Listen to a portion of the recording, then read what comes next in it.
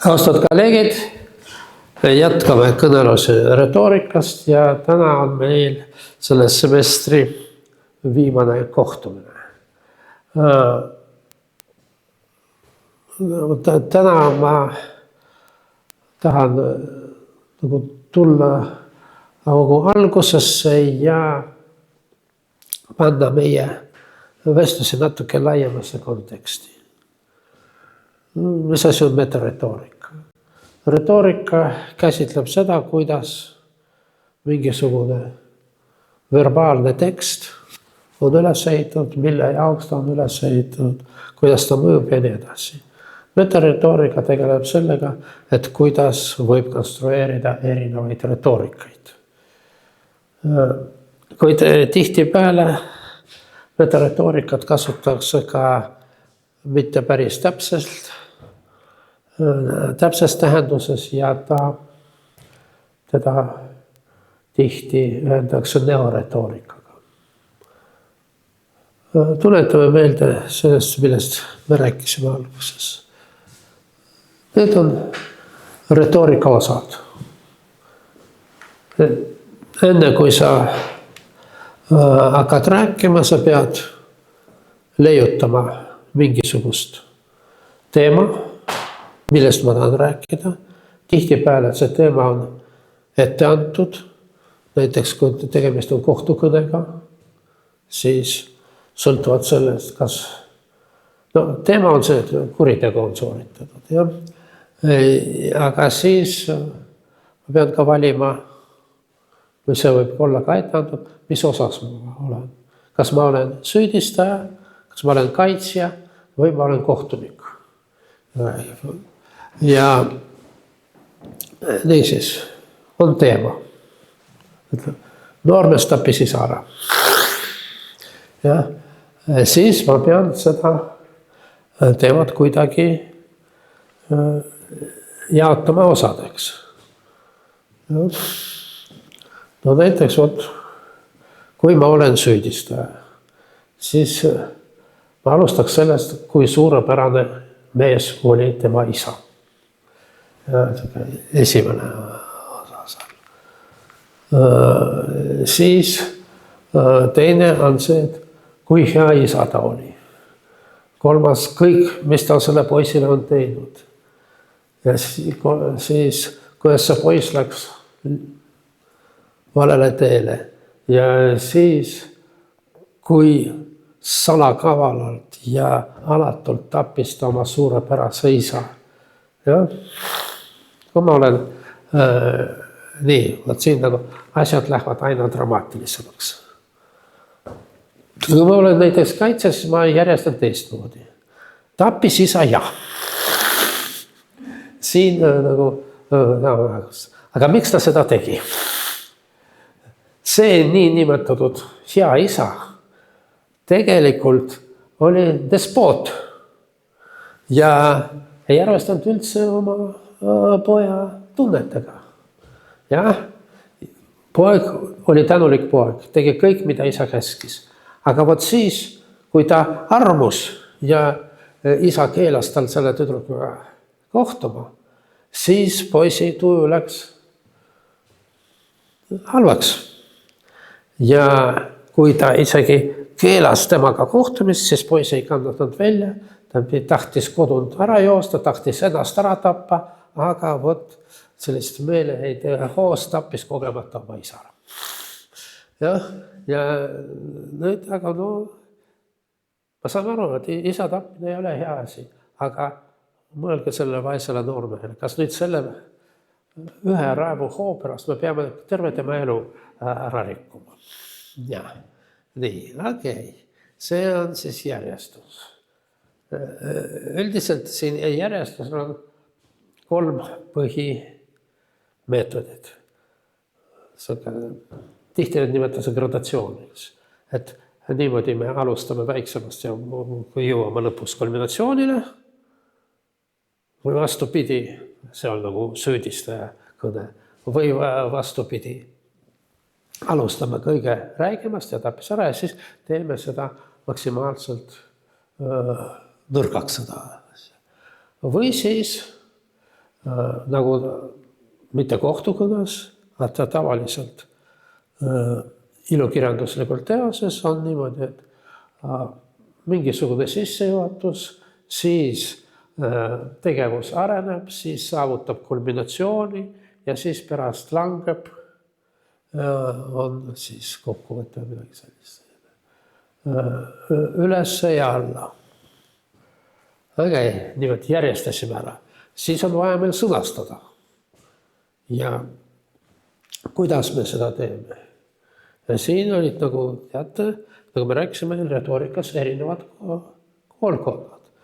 Selline asiaatlikum, võimalikult rikkalikude figuuridega ja teha seda kõne ilusaks või siis Gorgiase meetod, et kõne peab olema rütmiline ja ütleme, ta ei kasuta seda hüpnotiseeriv, aga ta peab mõjuma nagu farmakos.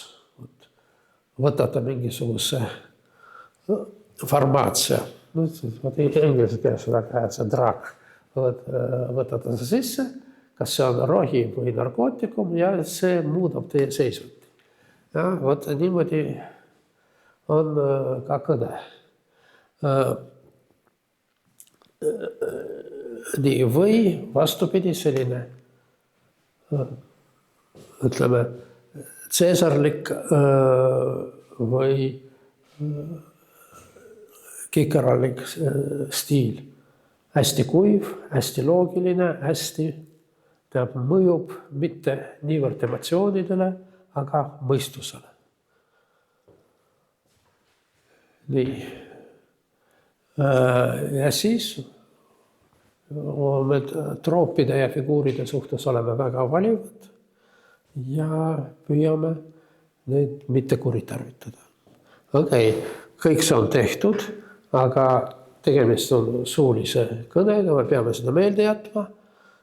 Siin on spetsiifilised mnemotehnikad, kuidas pikka kõne meelde jätta ja siis esitus. Kuidas ma seda ette kannan? Kusjuures, mida rohkem siia allapoole, seda rohkem võimalusi kõik untsu keerata. Kõik on seal suurepärane, kõik järjestad ja tuled hakkad rääkima mökk-mökk. Ja kogu see töö läheb nässu. Nii, need on siis tähtsamad osad. Siis, millele tuleb apelleerida?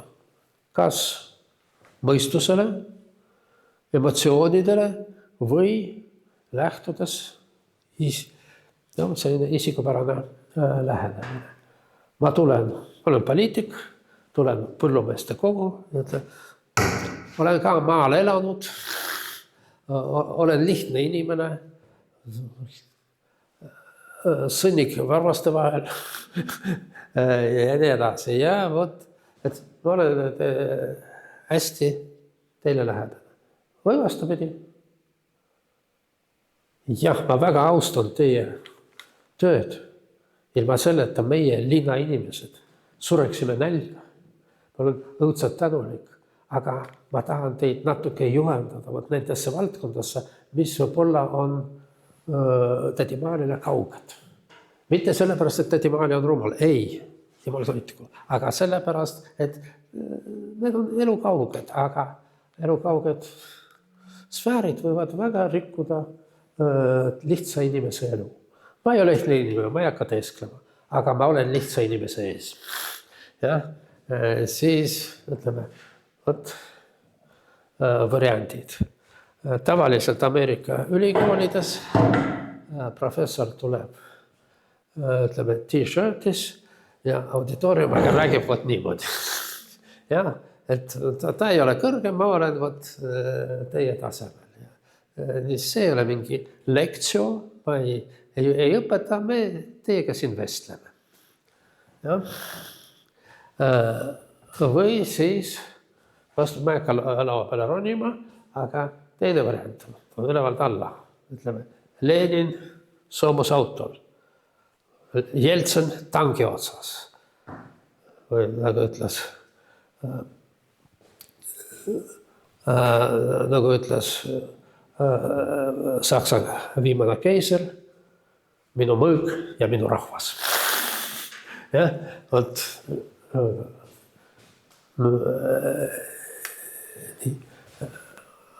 see ei ole, etos ei ole puhas apelleerimine emotsioonidele. See on segu nii logoses ja paatoses, aga see on suunatud konkreetsele auditooriumile. Nii, see oli meeldetuletus sellest, millest me rääkisime esimene kord. Lõpus me tuleme selle juurde tagasi. Nii, nüüd metaretoorikast.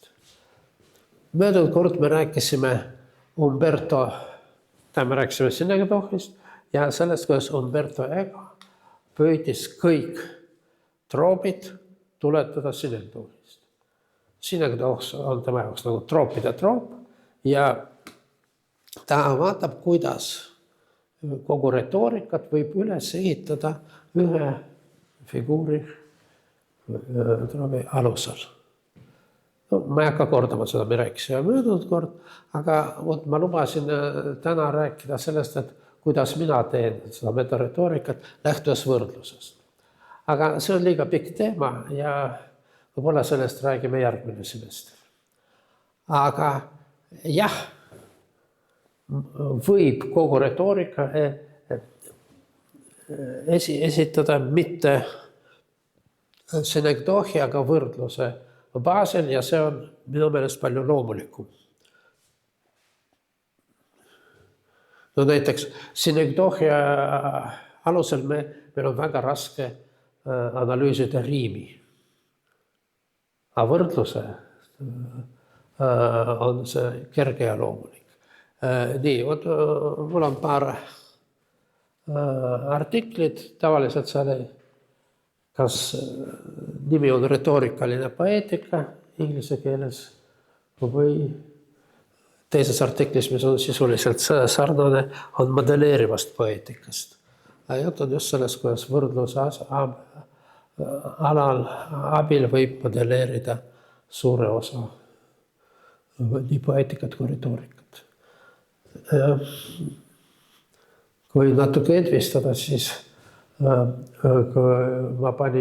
kontrollisin seda tehisintellektis ja ta viskas kohe siin minu tagasihoidliku panuse metaretoorika valdkonnas. No, see oli Tartu-Moskva koolkond ja nii. Aga võib lähtuda hoopis epiteedist. Epiteed kõige lihtsam ja ütleme, üks lihtsamaid troope. Epiteed võib väga loomulikult areneda võrdluseks. Punased põsed punased, kui ma ei tea, mis asi. Või metaforiks, isegi on selline termin nagu metafooriline epiteed. Nii et on erinevad võimalused, kuidas üles ehitada, mida sõnastust. Nii. Metaretoorikasse tihti kvalifitseeritakse niinimetatud grupp Mü, mis kirjutas, neil oli mitu publikatsiooni, selline üldistav oli 70. aastal avaldatud üldine retoorika. No, ta ei olnud nii väga üldine. Ta oli ikka sõnakunsti retoorika ja ma ütleks, et see oli Aristotelese retoorika uues formuleeringus. Mis tähendab uues formuleeringus? No, lähtudes uuest semantikast, sõnade semantilisest struktuurist, kui me rääkisime metafoorist ja Uriel Weinreichi käsitlused, siis ma ei mäleta, kas nad viitasid Weinreichile või mitte, aga see oli sarnane. Tihti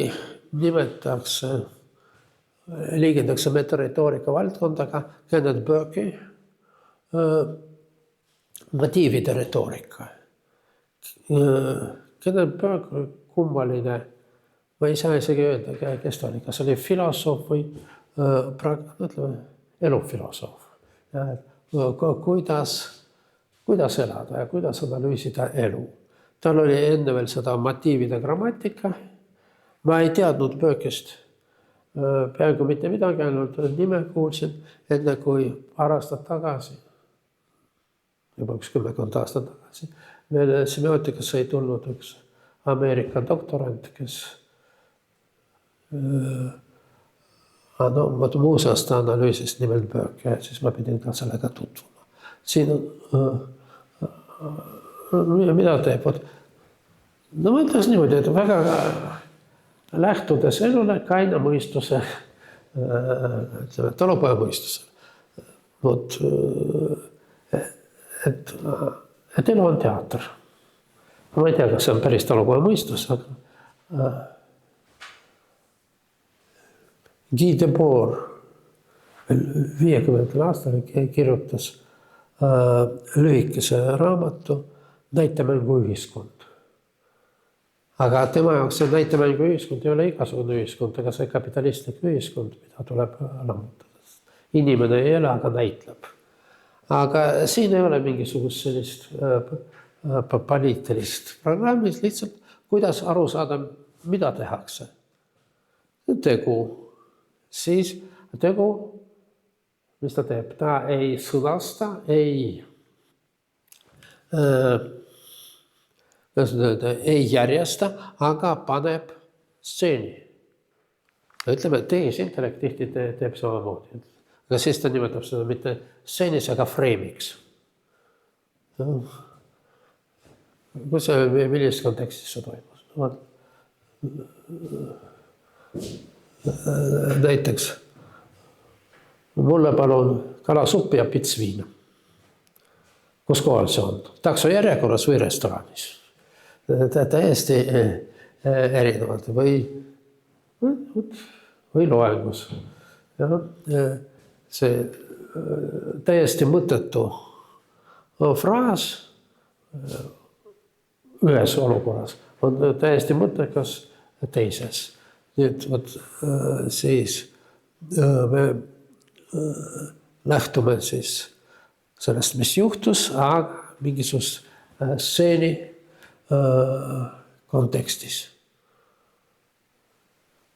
Siis lähme selle stseeni sisse, kes seda tegi. Siis mida ta kasutas ja mis olid selle eesmärgid. No, natuke meenutab hiljem avastatud Fillmori süvakäänetest. Igas, ta räägib keelest Fillmor, igas lauses, kus on millestki juttu, on tegija, agent, on objekt, mida see agent teeb, siis on instrument, siin seda ei ole, ja siis objekti asemel võib kannataja. Kui, ütleme, jalgpallur lööb väravat, siiski palli ei ole öeldud, aga see pall on instrument, jah. Aga teine, kui huligaan lööb jalaga kassi, siis huligaan on tegija, kass on kannataja, aga jalg on instrument. Kummaline, kui töötad, huligaan võtab kätte oma jalga ja virutab sellega kassi. Okei, no ma ei ütleks, et see on eriti sügav teooria, aga mõnes mõttes ta on kasulik. See on Böök. Edasi metaretoorikasse pannakse ka teisi, ütleme, retoorika valdkondi. Möödunud sajandi 70 aastatel retoorika valdkond väga kahanes ja ta oli sisuliselt tekstiteooria. Kuidas üles ehitatakse teksti? Tekstiteooria tekkis keeleteaduses, kui avastati sellist ootamatu asja, et lause ei ole kõige suurem keeleelement. Ameerika strukturalism lähtus sellest, et lause on kõige suurem element. See on muuseas ka Chomsky generatiivses grammatikas, tal on S lause, mis jaganeb näiteks nimisõna lauseks ja verbi lauseks. Aga kuhu kuulub see lause? Ka väljapaistev prantsuse strukturalist Emile Benveniste ka spetsiaalses teoses kirjutas, et keele elementidest lause on kõige suurem. No ta saab aru, et lause ei ole isoleeritud, see, mis ületab lause, see on retoorika. Aga juba 50 aastate lõpus väljapaistvam Ameerika strukturalist Zelig Harris avastas seda, et lause, need seosed, mis loovad lauset lause sees, nad kehtivad ka üle lause piiri. Ütleme, väike poiss läheb kooli, punkt. Tal on punane müts peas. Eks ole, jah? 2 lauset, täiesti sõltuvad. Ei ole täiesti sõltuvad. Väike poiss läheb kooli, see on ainsus. Tal on ainsus. See arv, mis on üks tavaline lause sisene kategooria, ta ületab lause piiri. Ja nii moodustavad, siin on erinevad terminid, kas ülelauselikud ühingud, hüperlauselikud, siis hüpersüntaks. Nii. Kui Benveniste ütles see, mis ületab lauset, on retoorika, siis siin on vastupidi. Grammatika ja retoorika sulanduvad. Kuidas üles ehitada teksti grammatiliste vahenditega. Ja retoorika ja tekstiteooria moodustasid mingisugust uut sulamit. Ma ei kirjutan siin tähtsamaid autoreid, aga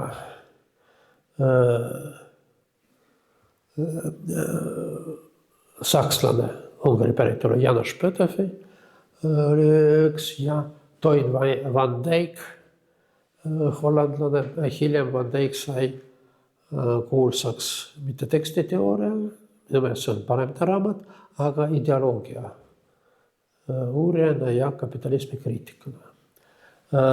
Nii. Avasid retoorika ja semiootika. Terve reas minu isa tekste ja natuke ka mul endal on semiootiline lähenemine retoorika ja retoorikaline lähenemine semiootikale. See on väga oluline aru saada, et retoorika ei ole ainult verbaalne, retoorika ei kirjelda ainult verbaalseid tekste. Väga sarnaste, kui mitte öelda samade põhimõtetega, me võime rääkida ka käitumisest,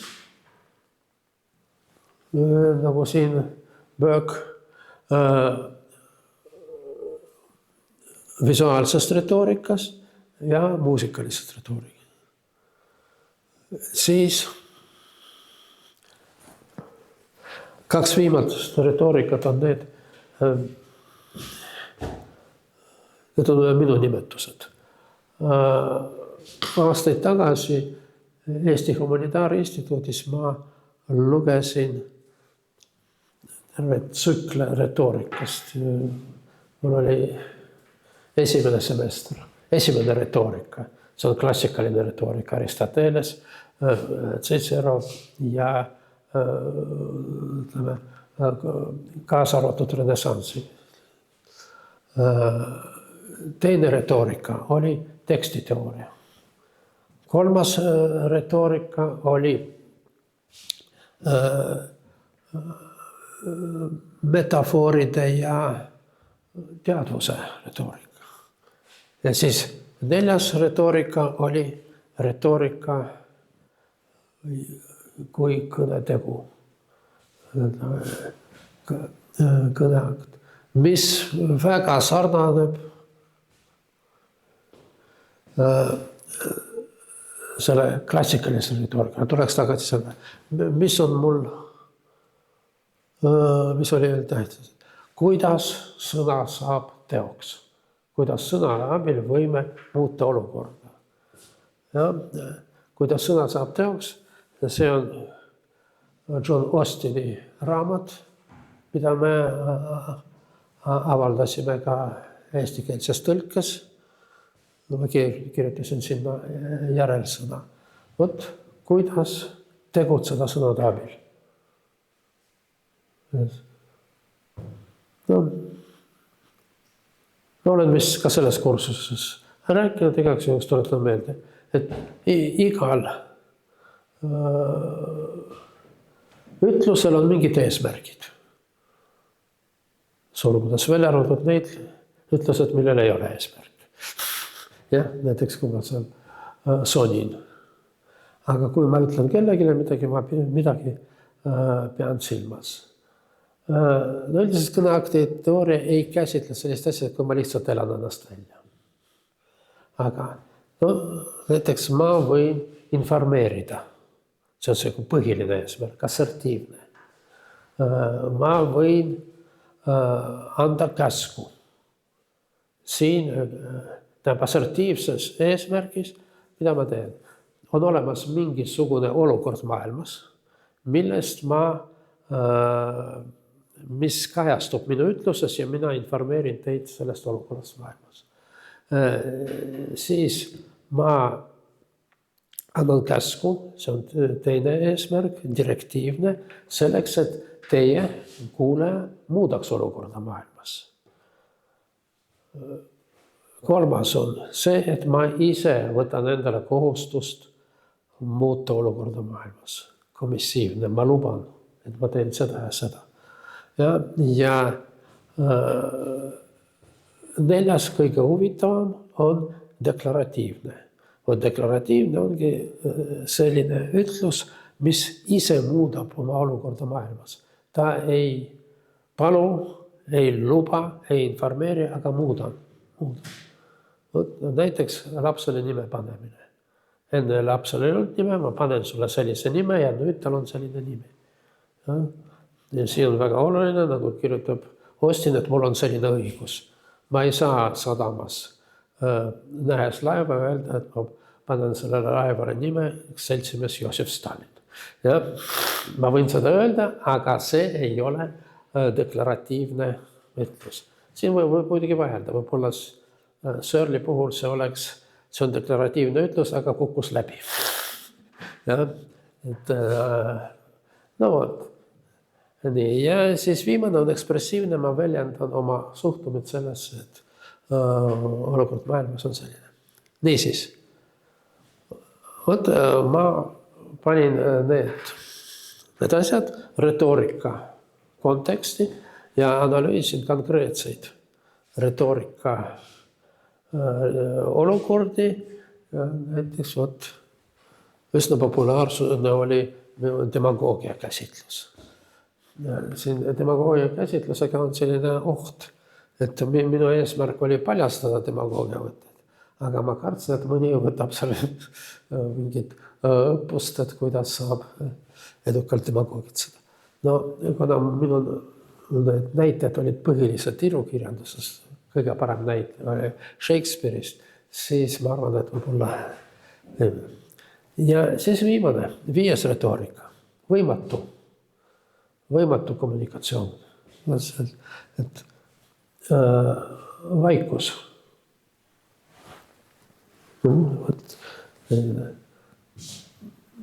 Pilatus küsib, Pontius Pilatus küsib Jeesuselt, mis on tõde? Ja Jeesus vaikib. Vastupidi, ei vaigi, aga teen midagi mõttetut. Näiteks ma palvetan. Miks ma palvetan? No seal ühel pool sellist variant. Loen Isa meie, mida loevad miljonid inimesed üle maailma, kelle ma adresseerin Jumalale. Ja? Kas teile ei hakka juba igav kuulata seda iga päev? Ja veel ma parandan seda mitu. Miks ma seda teen? Ja? Mis on selle eesmärk? Või siis issand Jumal, anna mulle tervist ja palju raha. Ja? See on konkreetne palve. Mis asi palve? Palve on direktiivne kõneakt muide. Nii. Kelle ma pöördun selle poole, kas kõike teab, tähendab vähemalt minu arasaamise, ta kõike teab ja ta teab paremini kui mina, mis on mulle vaja. Ja? Miks ma töötan selliste lollide asjadega teda? Hümn on veel paradoksaalsem. Tähendab, siin ma teatan talle, mis mul vaja, aga hümnil ma teatan Jumalale, milline ta on. Ja? Et võib-olla sa ei tea, milline see on, aga mul on hümni analüüs hästi pikalt tehtud, avaldatud väga väike osa Itaalia ühes ajakirjas. Nii. Nüüd lähme teise valdkonda. Retoorika ei ole ainult, ei tegele ainult südameist. Üks esimesi, kes kasutas terminit visuaalne retoorika, oli prantsuse strukturalist, kirjandusteadlane ja filosoof Roland Barthes. Pildiretoorika.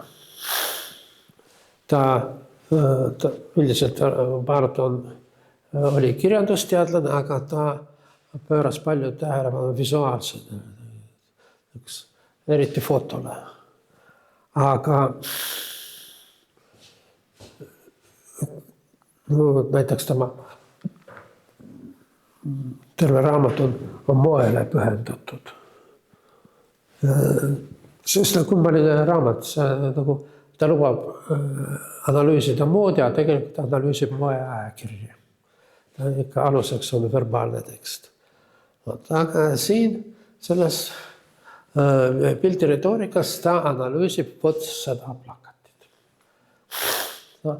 Panzani, kus juures seal mitte niivõrd makarone või siin spaghetti, pastat, aga sousti. Kus juures sousti ei ole. Aga on selle ingrediendid siin.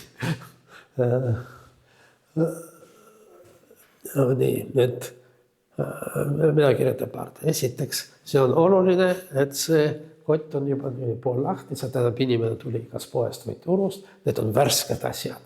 Siis siin on hästi mitu Itaalia märki.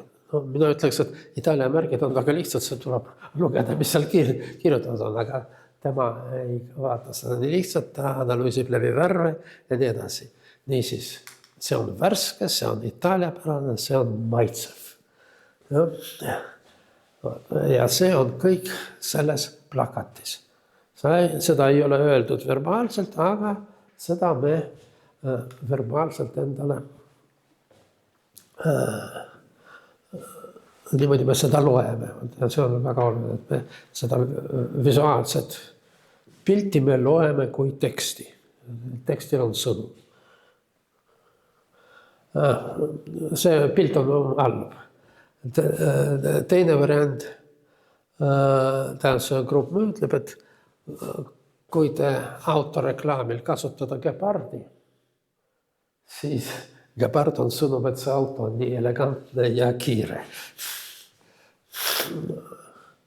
Erinevalt selles Barthes tekstis, seal ei olnud öeldud, et missugust reklaami nad peavad silmas. No, aga ikkagi on aru saada, et gepard. Aga jah, üldiselt üsna tihti autode reklaamis kasutatakse kiskijaid. Ma mäletan, kui me kõik vaatasime Soome televisiooni, siis seal oli Fiati reklaam. Auto. Et see tekst oli sellised. Enamus autod on kui lambad.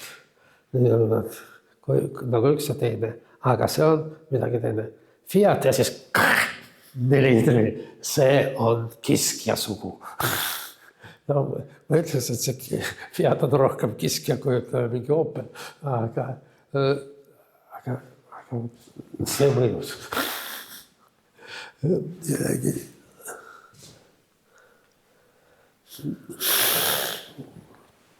Nii, üldiselt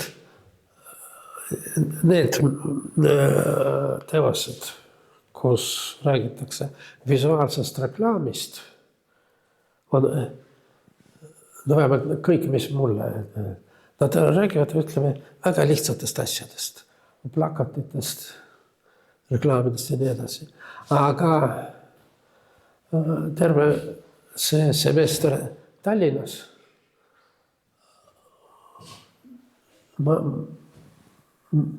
teema ei olnud retoorika, teema oli kultuurisemiotika, kulturoloogia, kuid ma analüüsisin keerulisi tekste. No vot.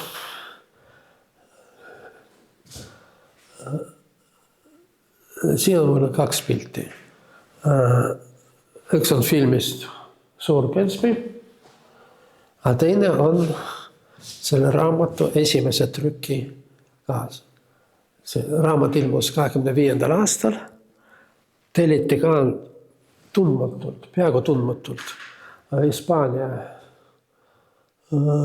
kunstnikult Francis Cugatnilt.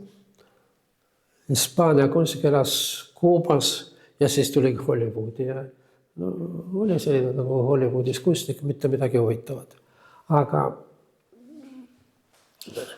siis temalt millegipärast telliti see ka ja see kaane pilt ja see nii meeldis Fitzgeraldile, et ta ütles, et midagi muuta ei taha. Et see väga täpselt väljendab seda tema raamat, mida ta veel. Lihtsalt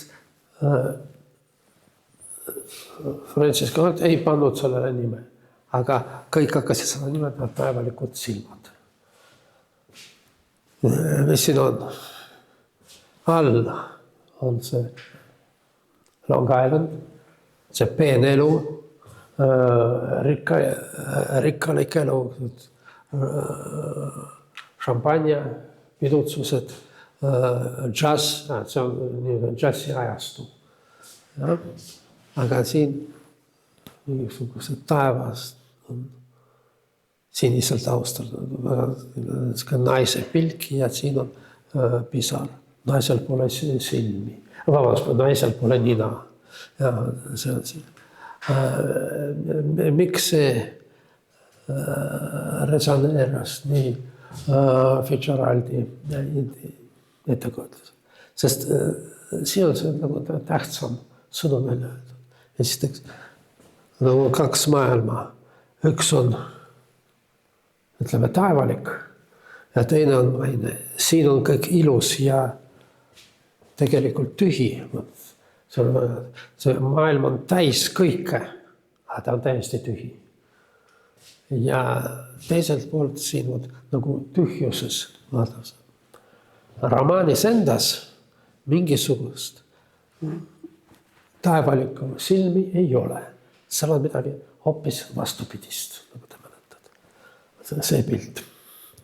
See on vana reklaamiplakat Prügimäel. Ja siin on mingi tee, kus Gatsby, Daisy ja kogu seltskond sõidavad ja kogemata ajavad alla teise abikaasa armukast. Tegelikult roolis on teisega, see ei ole oluline.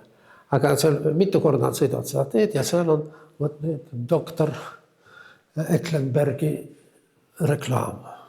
Kas nimetada doktor sinised silmad. Ja siin nagu muuseas esimest ja viimast korda romaanis Fitzgerald nimetab Jumalat. Et Jumal ei ole naise pilk taevast. Jumala pilk on Prügimäel maha kantud reklaam. nii, siis on väga selline oluline semiootiline konstruktsioon. Ütleme, kultuuri semiootika selline baasmudel on see, et kultuur, mis ei ole kultuur, see on loodus. Kultuur vastandub loodusele. Siin ei ole oluline, kas kultuur, tsivilisatsioon, see on kõik koos ja tegelikult on loodus. Ja, aga 19. sajandi lõpus mõned, mitte filosoofid, mitte teoreetikud, aga kirjanikud avastasid kolmanda valdkonda, kolmanda sfääri, see on tühermaa. See ei ole enam kultuur, see ei ole juba või veel loodus, see on see, mida kultuur jätab enda järgi. Need prügilad. Ja ütleme, T.S. Eliotil on see, et just see, siin on oluline selline aspekt. Kus on Jumal? Ja ütleme, Rousseau'l on asi selge, Jumal on looduses. Kultuur on selline jumalata valdkond. Kultuur on see, mida inimene on loonud. Loodus on see, mida Jumal on loonud, vabandust. Nii, aga kas see tühermaga on? Kes on seda loonud? Ja ütleme, arhailises kultuuris on asjad selge. On olemas inimeste piiratud ala, mis on ümbritsetud metsiku või ütleme, tavaliselt inimvaemuliku alaga, mida vaatas Rousseau'd me nimetame looduses ja jumalad elavad seal. Mida tegi antiik? Ta kodustas jumalaid. Jumalad on kultuuris. Nad on muidugi seal ka, Neptun on seal meres ja nii edasi, aga nemad elavad ka nendes templites, mida vesime. Aga tühermaa on kõige inimese nagu, see on see koht, kus inimesel pole asja. Ta elab oma kultuuri sees, läheb loodusesse puhkama, aga tühermaa on selline maha jääda. Ja ta on mõttetu. Aga siis 19. sajandi mõttes vastupidi, et tühermaa on kõige mõttekam koht. No paralleelselt sellega, kui tühermaad avastati kultuuris, siis paralleelselt võib olla isegi enne seda. Tühermaad avastasid arheoloogid. Ja õigesti, et see ei ole mõttetuma, aga see on arheoloogia jaoks Eldorado. Prügivees me leiame seda, mida seal purustatud linnas ei leiaks. Ja nii. No vot, siis see on selline lakooniline kaasepilt, aga tal on tohutu sõnum, sügav sõnum siin sees. Nii, võt, ma toon mõned näited sellest, kuidas ma hästi lühidalt analüüsisin mõned visuaalsed teosed. No, võt, kuskil lihtsalt need naturmort, mis tähendab naturmort, surnud loodus. Või teine variant oli Stillleben. Kõige kihvtim on soome keeles asetelma, lihtsalt paigutus. Ja? Aga võt Stillleben või naturmort. See on loodus, loodusest ära toodud ja ära tapetud. Ja siin see loodus on tapetud ja mida ta näistab siin? Tavaliselt see rikkalikust.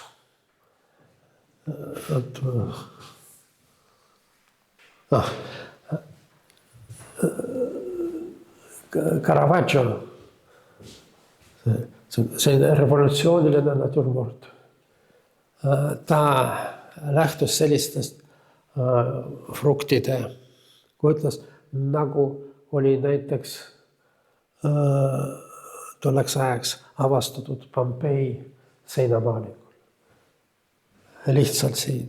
Ja siin pange tähele, taust on hele. Tavaliselt taust on tume. Niisiis. Vot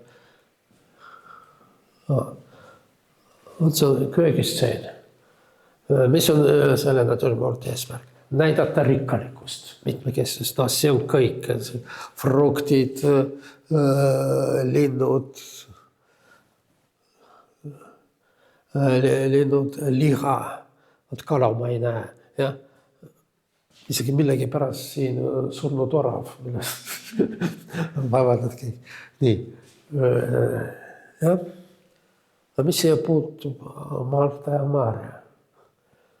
See on nagu ettekääne. Mida ma siin ütlen? Seda.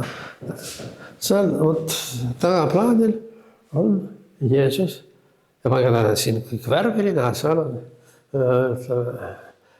must hall või valge hall ja kuulus stseen evangeeliumist. Jeesus tuleb õdede Maria ja Marta juurde ja siin Maria jääb õpetajat kuulama ja peseb ta ja õlitab tema jalgu, aga Marta ütleb, et mis sa siin jamad, õpetaja on näljane, lähme teeme süüa ja üldse nagu köögis on palju teha ja siis me näeme, et köögis on palju teha. Nii. Ja siis Jeesus ütleb, et Marta, sa liiga muretsed. Liiga muretsed. Et üldiselt mõlemal ei ole õigus. Ta ei mõista Martat hukka, aga lihtsalt selles õiguses Marial on rohkem õigus kui Martal. Nii. Okei. Mis asi see on siin? Kas see on pilt seinal või aken, kus me näeme seda? Üldiselt võiks aru saada, et see on seesama köök, kuhu Marta nüüd läheb natuke Jeesusele söögipoolist otsima. Nii. Sõnum on siin hästi mitmetasandil. Ei saa öelda, et see kõik on siin vale. Aga ei saa öelda, et see on ka tõde, sest tõde on seal. Ja siin on nagu mitu maailma kokku pandud ja ütleme, naturmordil oli ka puhtkunstiline eesmärk ja hiljem, ütleme kuskil 18-19 sajandil, see oli standardne selline õppeteema. Kunstiõpilased joonistavad või maalivad, see on naturmorti. Miks naturmorti? Sellepärast, et kui ta ei ole mort, siis ta võib ära joosta. Aga nüüd paneme lauale ja siis ta on liikumata. Siin teine pilt võib olla veel huvitavam. Lihalett. Siin on vähemalt, et köögistseen ja koos Jeesuse ja Maria ja Martaga. Aga siin nagu on lihalett. Siin on veel kalad, siin on veel erinevad lihad. 2 pead, sea ja lehma. Kus juures lehma silm vaatab otsa vaatajale. Siis on selline toores liha, siis on juba hästi töötlenud siin erinevad vorstid ja nii edasi. Ja see on hästi rikkalik elu. Aga taustal on püha perekond, hästi vaesed. Siis Maarja, Jeesus ja Joosep. Ja nad annavad nendele kerjustele midagi siin. Veel tugev kontrast, kui selle eelmises pildis siin ei ole juttu toidust otseselt, aga siin on juttu toidust. Ja? Seal on vaesed, aga siin meil on rikkalik. See on siin mingisugune, okei. Nii, aga see ei ole, niisiis, see on meil maja, ja? See on seinad. Siin me näeme püha perekonda, seal mingisugune loss, me teame, aga hoopis huvitav on siin. See noormees või sell valab vett mingisuguse alumasse. Ja siin tekib allusioon kannipulmast. Et see Jeesus laps kasvab suureks ja muudab vee veiniks. Või mis see on? Nii.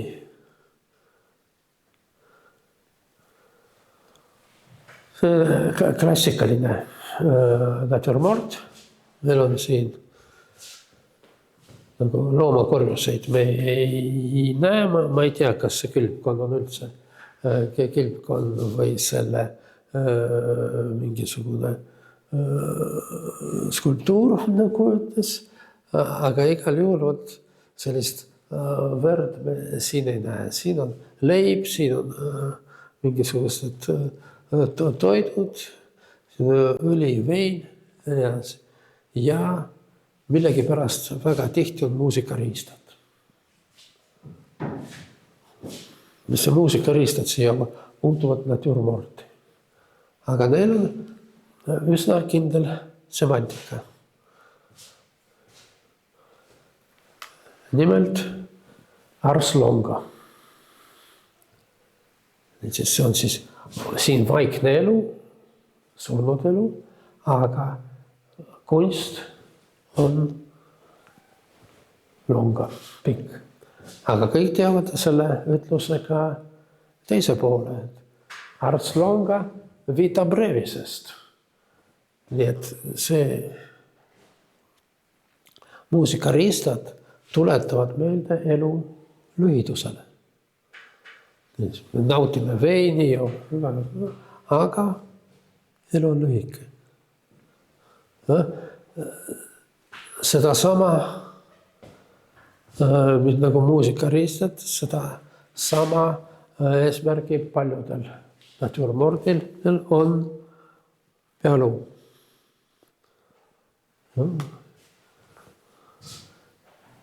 Tihtipeale see natürmordi on ka vanitas pealkirjas. Niisiis, meil on siin mingid tekstid, liivakell, see varsti lõpeb, gloobus, kohe räägin ka gloobusest, muusikariistad, toidud, lilled, mis varsti närtsivad ära ja juba närtsinud inimelu, vanitas. Kõik see küllus, kaasa arvatud see toiduküllus, on tühi askeldus.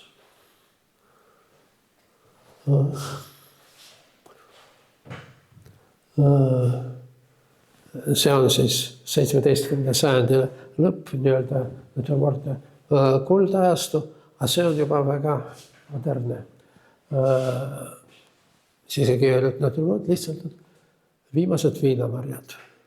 Juba ära murtud, mis mõttes viimased. Kas selle aasta viimased või üldse viimased?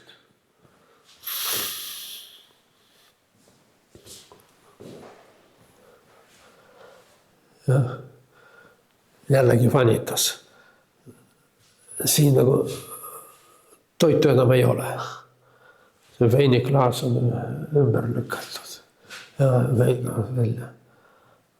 Noor kunstnik, kes püüab siis seda elu jadvustada.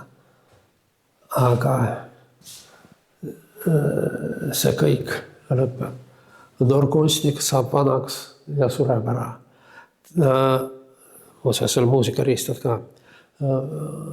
Ja siin ka maali peal muusikariistad. Ja see on ka kaunis muusika, aga see muusika, ta kõlab ja kaob. Ja see meie elukene on ka selline.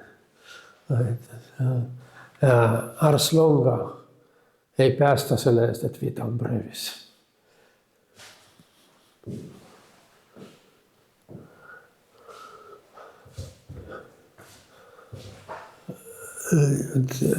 Siin see vanitase teema on, esiteks see on naturmord, aga siin ei ole ühtegi looma, surnud looma. Vastupidi, siin on 2 eluslooma. Mis see koer tähendab, ma ei tea. Võib-olla lihtsalt dekoratiivne element. Aga papagoi, see on nimelt kakadu, seal on kindel tähendus. Nii, siin on rikkalik vaib, muusikariistad, sööginõud ja mingisugune kandik, mis on kas kullatud või on kullast, muusika, noodid ja gloobus. Gloobus oli meil ka varem, mis on, see on Hollandi selline kõige kuldsem aeg. Kui hiljem räägiti, et Briti impeeriumi kohal päike ei loojunud, siis sellel ajal see oli Hollandi impeerium. Ehkki sellel ei olnud nime impeerium. Vastupidi, see oli nagu, rohkem nagu vabariik. Aga üsna ränk koloniaalne riik oli.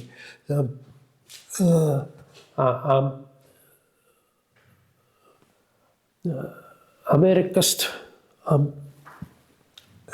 kuni Indoneesiani. Laevastik, ta oli parim laevastik hollandlastel, orjakaubandus ja nii edasi. Ta tundus, et kogu see maa on meie. Ja see tähendas ühelt poolt sellist võimu, aga teiselt poolt ka teadmised, geograafilised avastused, mis lähevad üle uudishimuks. Üldiselt nagu oleks hea, see teadmised on head, aga mitte selles kontekstis, sest teadmised on uudishimu tagajärjed ja see uudishimu ja teadus tekitavad ülbust, superbia. Ja papagoil on topelt eesmärk. Esiteks, need papagoid toodi Lõuna-Ameerikast, olid väga kallid. Ja teiseks, nad on eksootilised, nagu koloniaalkaubad. Ja kallid, jah, aga sama papagoi, nimelt see kakadu on selline papagoi, kes kordab inimese häält. Kogu see rikkalik elu on nagu papagoi hääled. Tal on võib-olla ilus, tal on helid ja kõik, nagu seal muusikalist, aga tähendust ei ole. Need on mõttetud.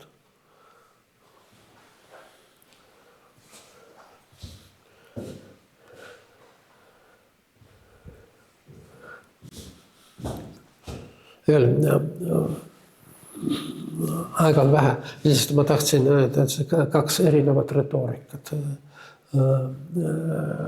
naturmortides. Lähme edasi. Nii. 18-19 sajandil naturmort muutus selliseks ütleme, mitte tähtsaks žanriks, oli rohkem õppematerjal.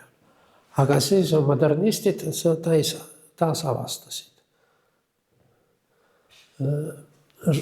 Jean Messenger, ta oli kubismi, üks esimese kubiste kunstnikke, aga ta oli ka poeet ja ta oli ka kubismi teoreetik. See on esimene kubismi teooria siin. Nii, vot tema naturmord. Mis oli kubismi eesmärk? Üldse, see sõna kubism ei olnud kubistide väljamõeldis.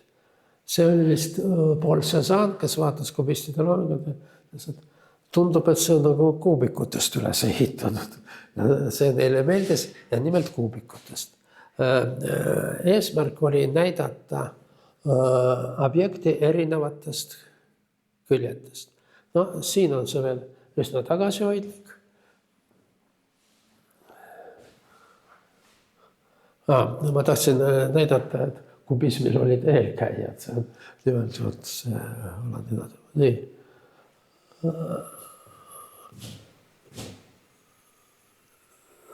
See kubistlik Picasso. Kubismi üks teoreetik ja harrastaja Jérôme Apollinaire. Ta oli nii kunstnik kui luuletaja ja ta lõi sellise žanri, mida ta nimetas grammemideks. No vot, me näeme seda ja kohe näeme, et see on vihm. Aga samas see räägib sellest, mitte niivõrd vihmast endast, aga naiste hääled sajavad alla, nagu oleksid nad surnud isegi mälestust. Vihm on see, mis praegu tuleb, aga jutt on sellest, vihm on huvitav asi. Mis asi on vihm? Vesi. Ütleme, eesti keeles vihma sajab. Aga mida teeb vihm siis, kui ta ei saja? Siis ta ei ole enam vihm, ta on näiteks lombid. See on need naiste hääled. Siin vihm sajab, aga nad on juba surnud isegi mälestustes. Ka sina sajad ja nii edasi. Päris hea luuletus ja see väga lihtsalt esitatud. Tal on Apollinairil on väga keerulised grammemid. Ma valisin kõige lihtsama. See on Eesti kubistlik luule. Siin on kõige tuntud esindaja on Johannes Barbarus. Tavaliselt teda käsitletakse Vene futurismi kontekstis. Ma vaatasin selle mingit Vene futurismi, see oli puhtalt prantsuse kontekst. Vot siin vaatame nüüd ka geomeetriline inimene. Ja mida me näeme? Geomeetrilist inimest.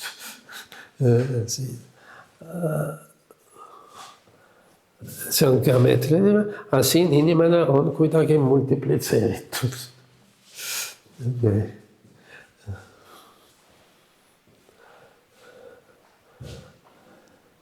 Võib-olla kõige kuulsam kubismi esindaja on kunstnik, kes keeldus nimetada ennast kubismiks. See on Kazimierz Malevich. Tema nimetas ennast suprematistiks. No, siin on selge, see on ta sõber Mihhail Matjušin.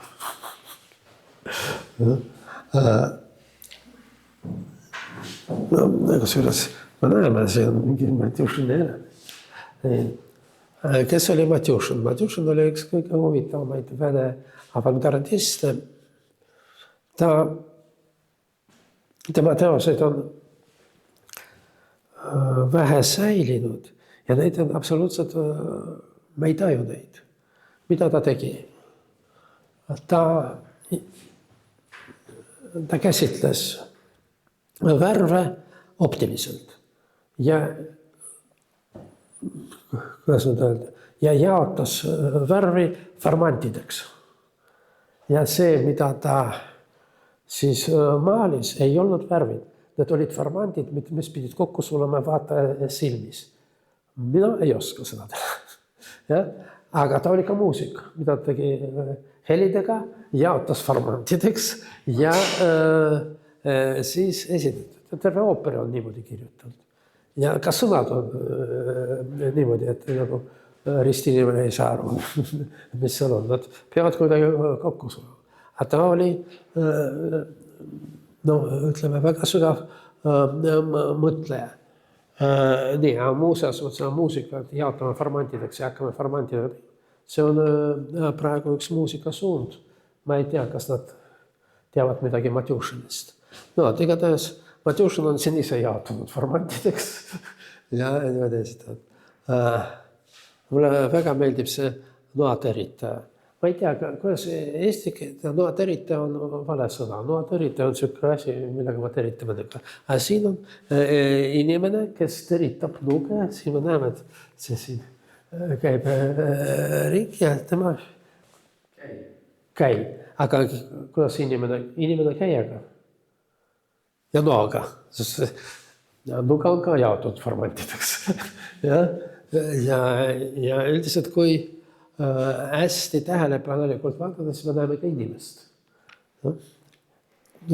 Ta on esitatud mitmest küljest.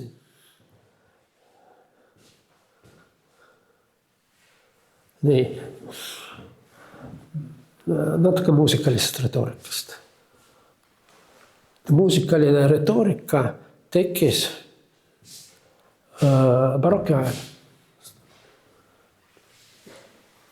Ja sellel oli ka põhjus. Keskaegne polüfoonia lähtus, keskaegne polüfoonia eriti see niimoodi kõrgerange stiil, mis oli madalmaades. See ei olnud suunatud inimese kõrvale.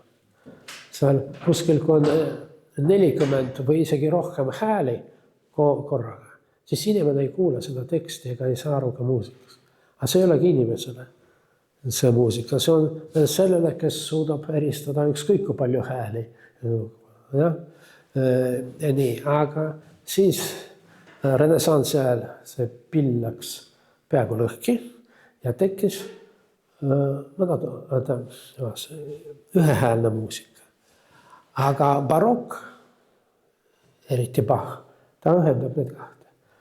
Esiteks tal on polüfoonia, aga see polüfoonia on väga nauditav ka tavalisele kõrvale. Ja siis aru saame, et muusikaline teos on sõnum. Aga mis asi on sõnum, me väga hästi teame retoorikast. Ja hakkame analüüsima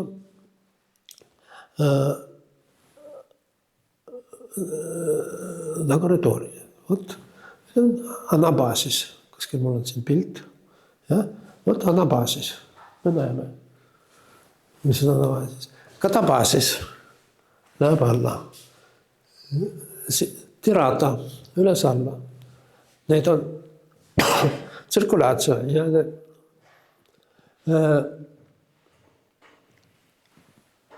nagu need retoorika põhimõtted on muusikalist ja siin ma ei ole kõik välja kirjutanud. Ka baroklik teooria hästi rikkalik.